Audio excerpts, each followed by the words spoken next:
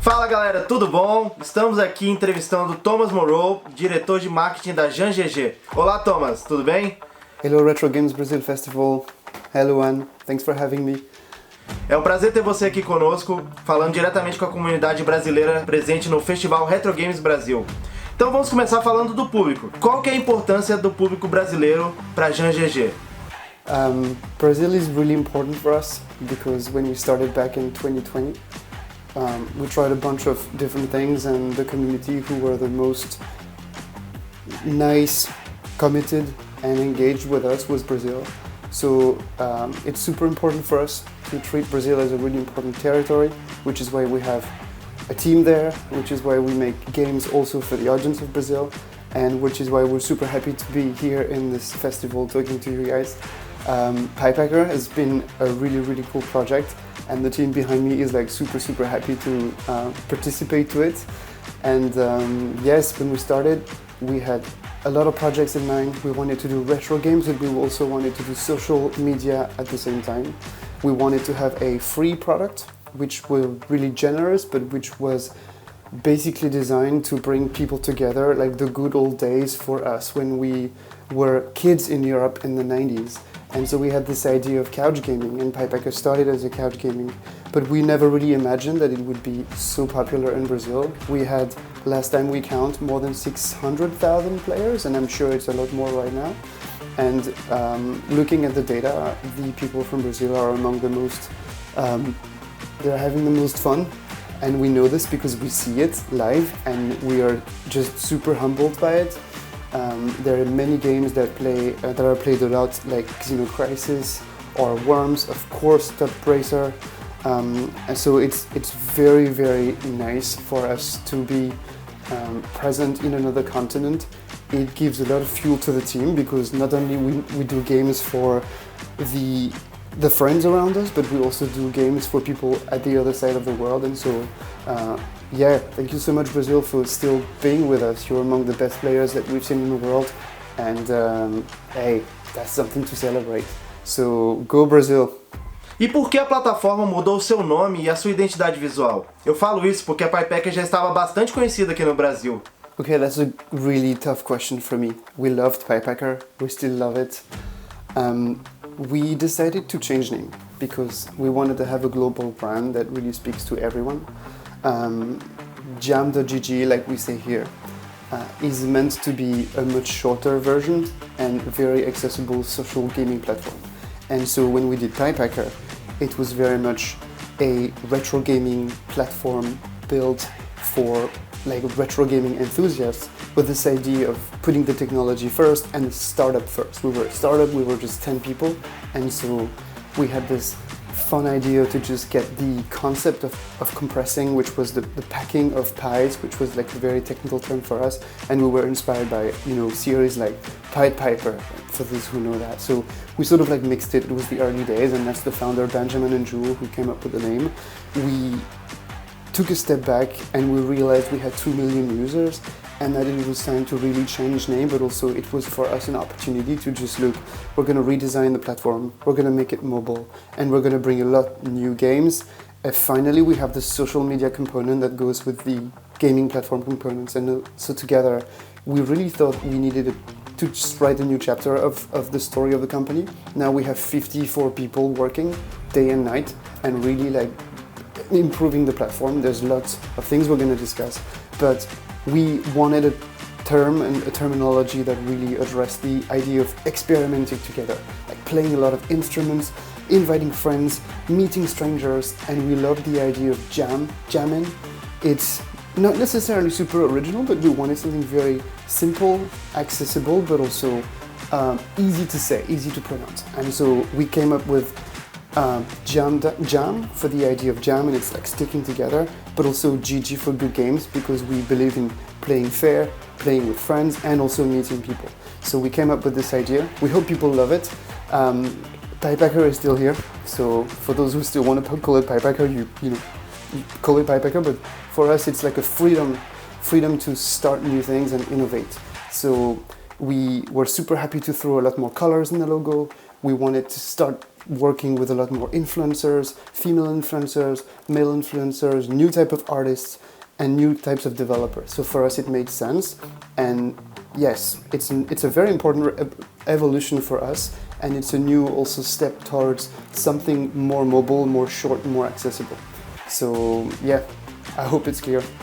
E terão novas funções chegando no site da GG? O que os jogadores podem esperar de novidades nas próximas semanas ou meses? We have a lot of new features in preparation, and they are all at different moments of development, so what should I talk about? We have social features that for us is very, very important to put first. We have people you can meet, and so we need to add to this a friend system. So a little bit like Xbox or PlayStation, you will be able to start new friends and add them, so the people you like playing with, you can find them again in the platform later. So that's the first thing that we will do.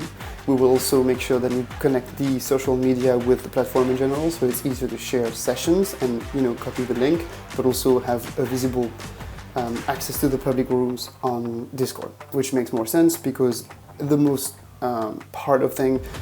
majority of activities will end up being on Discord, like the conversations and stuff. So we're going to look at integrating a lot more the social media approach, because again we have the social media and the gaming platform. Super important for us to be accessible as possible on many devices. And so we're looking into ways to add browser, and we know it's like a very important thing for people and players. And we're also looking at ways to increase the performance of the server on every device. For us it's very important because we don't want to stop at Brazil and Latin America, we also want to develop further. We have, for example, Southeast Asia that we really want to go to. And with every new adventure we need to sort of like build the stability of it. It's cloud gaming, it's difficult, even though we have like a hybrid technology that actually allow your computer or device to do half the work and the server half the work. So it's a very interesting piece of component, and we're going to do this. Control mapping has been a huge ask from the community, so we will allow people to change the way button appears and the way it works, especially for fighting games. It's been an ask, so I know the team's working on it.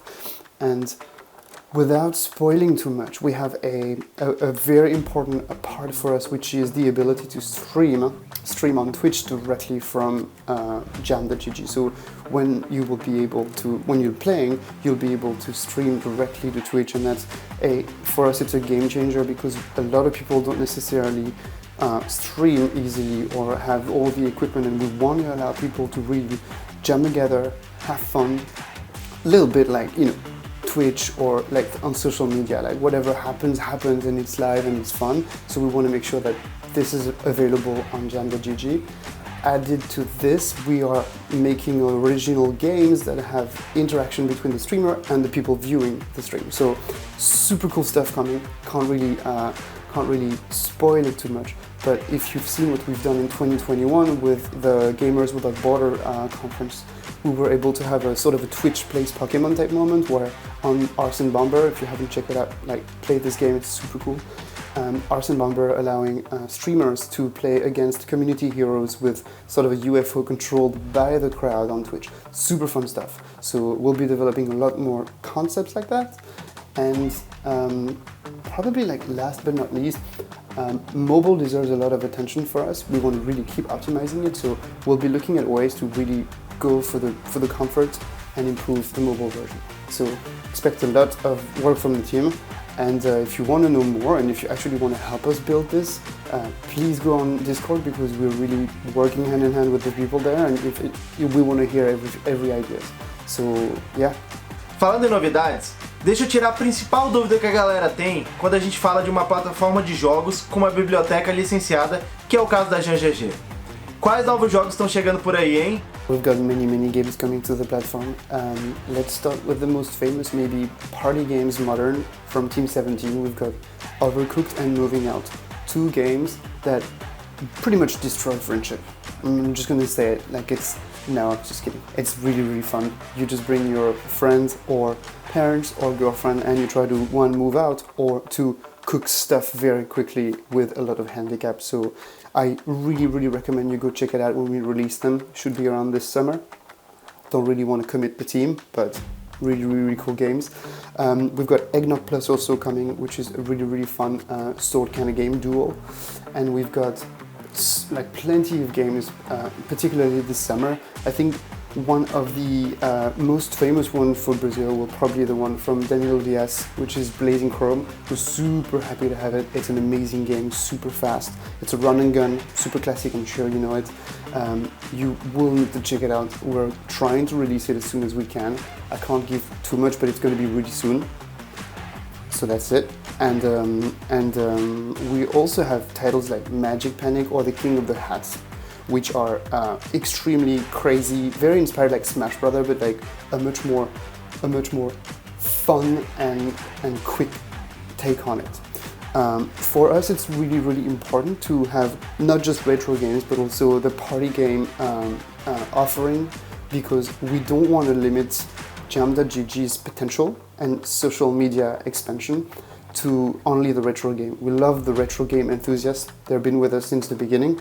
But looking at like the possibilities of meeting people, it's much better if we allow, let's say, a gamer to also bring, you know, their little cousin or their friends that they haven't seen from, you know, long time, and you will always have more interactions with games that are more mainstream, but we don't want to obviously go all the way mainstream. It should be a game that you discover. Some people will start with the party games and then they will move on to retro games, and some others will just stick to the retro games, and maybe they will just have, you know, a friend that they're not really sure how to play, and then they'll go to like a more party games. We also want to bring board games. We are making our own board games, and they're going to be coming very quickly, but I can't talk too much about it, but we'll make announcements really soon. Super happy to have Blazing Chrome, super happy to announce it here, and a lot more games and discussions with very famous studio. Finally, we're getting a lot of traction from the media, and yes, you will know a lot of them, and we're super happy to keep a little bit of surprise and suspense, so we can keep, you know, building a bit of hype on the social media in the next weeks. Essas são excelentes notícias. A gente mal pode esperar para conferir esses novos conteúdos chegando logo na GGG. Agora, sobre os próximos passos da marca. O que a empresa deseja alcançar num futuro próximo? Quais são os planos? One, this is a tough question. Now that we're not a startup anymore and that we have a more long-term plan, we want to do so much stuff. I think